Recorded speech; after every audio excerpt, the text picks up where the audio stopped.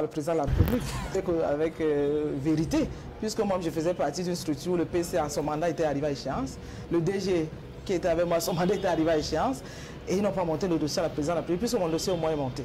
Bon, de ce point de vue, on peut effectivement dire que les dossiers ne sont pas montés. Ce qui fait même le plus mal, c'est qu'en réalité, il s'agit de l'élite administrative, qui est censée faire appliquer la loi, qui viole la loi. En fait, c'est ce qui est dangereux dans cette réalité, dans ce constat. Parce que finalement, qui va faire observer la mise en œuvre des lois? On entend souvent dire que nous sommes un pays de droit. Moi, j'entends souvent le ministre de la Communication le dire. Il a d'ailleurs sorti un communiqué dernièrement parlant justement des injures et de la violence observée dans les médias. La première phrase, c'est que le Cameroun est un état de droit. Ouais. Si tant il est vrai que c'est un état de droit, il faudrait donc que ceux qui sont chargés et censés respecter cet état de droit servent d'exemple. Et moi, je pense que c'est là qu'il faut d'abord, moi, c'est la première curiosité scientifique qui est apparue quand j'ai fait ces statistiques. Je dis, mais 42% sont ministres. J'ai envie de dire, tous sont du parti au pouvoir.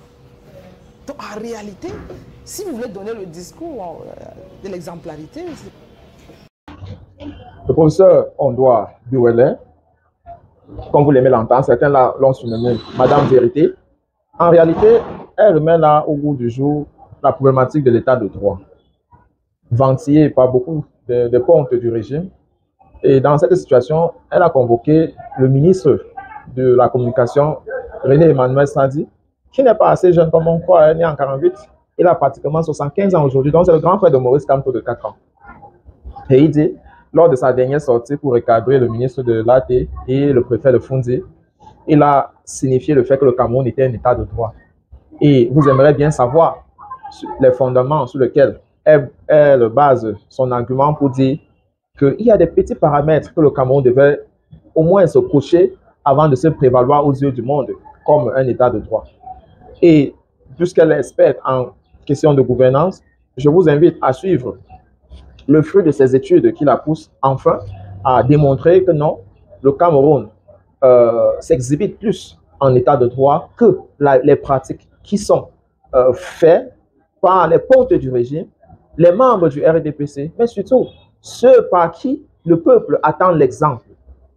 Nous l'avons l'habitude de dire, le poisson pourri par la tête. On a envie de se demander si les autorités qui sont payées pour rendre service aux Camerounais ne le font pas, eh bien, qui devrait montrer la voie aux Camerounais? Suivez plutôt cette analyse sur la gouvernance au Cameroun du professeur Ondoa Biwele et on se retrouve très prochainement. Laissez-nous le commentaire, partagez si ça vous plaît et à très bientôt.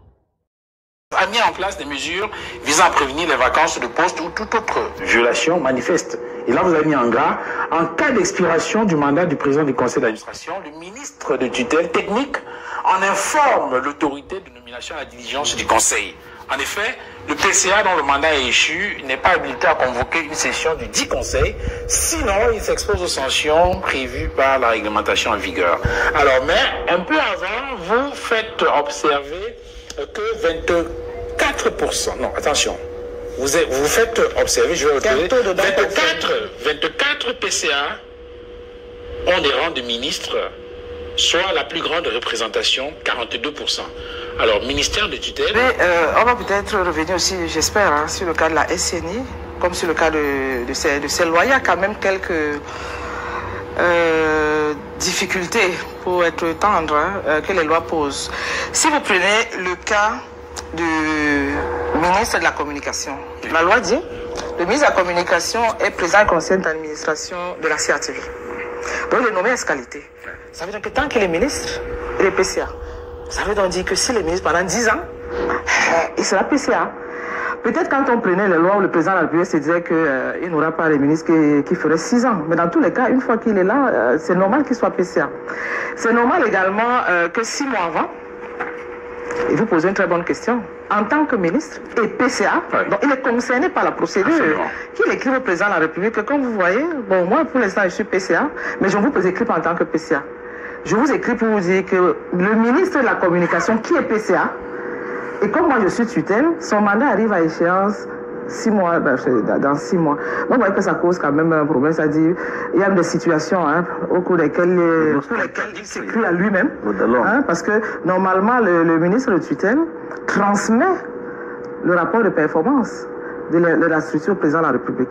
Donc, il est PCA, il s'évalue, il s'écrit à lui-même comme ministre de tutelle, il transmet en tant que ministre de tutelle. Donc, au moins en ce qui concerne ces dispositions, les ministres de tutelle qui sont PCA, ça pose quand même un problème. Et ils sont les plus nombreux. Opérationnel.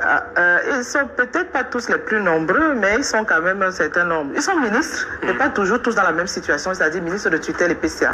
Parce qu'il faut dire, l'autre curiosité que nous avons observée, c'est qu'il y a des ministres qui sont nommés S qualité, comme c'est le cas là, et ainsi de personnes. C'est-à-dire, on va vous dire, Monsieur Duval, PCA2. À ce moment, ce n'est pas le poste qui vous donne le poste de PCA. Ce n'est pas le poste administratif qui vous donne justement cette fonction-là.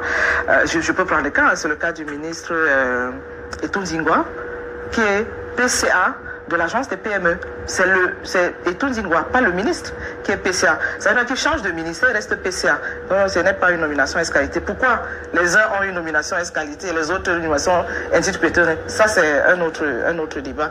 Mais toujours est-il que dans la loi de 99, c'était une incompatibilité observée. C'est-à-dire que vous ne pouviez pas être en même temps ministre et PCA. Bon, dans la loi de 2017, on a fait sauter ce verrou et on observe effectivement qu'il y a ces problèmes-là. Et donc, demander à un PCA qui est en même temps ministre de tutelle d'informer le président de la République que son mandat arrive à échéance, il doit le faire. Maintenant, j'imagine qu'il y a également l'Observatoire des ressources humaines de la présidence de la République qui suit les mandats. En réalité, c'est un acte, j'ai envie de dire quoi, légal, un acte que le président de la République prend, qui doit être suivi également par ses collaborateurs les plus proches. Donc, que vous le disiez ou pas, que vous annonciez ou pas, il faudrait qu'il y ait une régulation qui se déclenche et puis que vous soyez remplacé. Sinon, dans tous les cas, tous les actes que vous prenez sont des actes nuls et de nuls effets. From your research, it appears that work, what you just said now, is not being done completely because those who are still in position, who are violating the law of 1999 as revised in 2007, have been there not just for 2 or 3 years, but for 30 years, 30, 40 years, violating the law for this number of years. It means that, does that mean those who are supposed to be following up, those persons who are occupying public office or the top of state companies are not doing their job? Alors, dans ça, oui, bien sûr, moi je peux l'assumer avec vérité, puisque moi je faisais partie d'une structure où le PCA, son mandat était arrivé à échéance, le DG qui était avec moi, son mandat était arrivé à échéance, et ils n'ont pas monté le dossier à la présidence de la République, puisque mon dossier au moins est monté. Bon, de ce point de vue, on peut effectivement dire que les dossiers ne sont pas montés. Ce qui fait même le plus mal, c'est qu'en réalité, il s'agit de l'élite administrative, qui est censée faire appliquer la loi, qui viole la loi. En fait, c'est ce qui est dangereux dans cette réalité, dans ce constat. Parce que finalement, qui va faire observer la mise en œuvre des lois? On entend souvent dire que nous sommes un pays de droit. Moi, j'entends souvent le ministre de la Communication le dire. Il a d'ailleurs sorti un communiqué dernièrement parlant justement des injures et de la violence observées dans les médias. La première phrase, c'est que le Cameroun est un état de droit. Ouais. Si tant il est vrai que c'est un état de droit, il faudrait donc que ceux qui sont chargés et censés respecter cet état de droit servent d'exemple. Et moi, je pense que c'est là qu'il faut d'abord, vraiment, c'est la première curiosité scientifique qui est apparue quand j'ai fait ces statistiques. Je dis, mais 42% sont ministres. J'ai envie de dire, tous sont du parti au pouvoir. Donc, en réalité, si vous voulez donner le discours de l'exemplarité,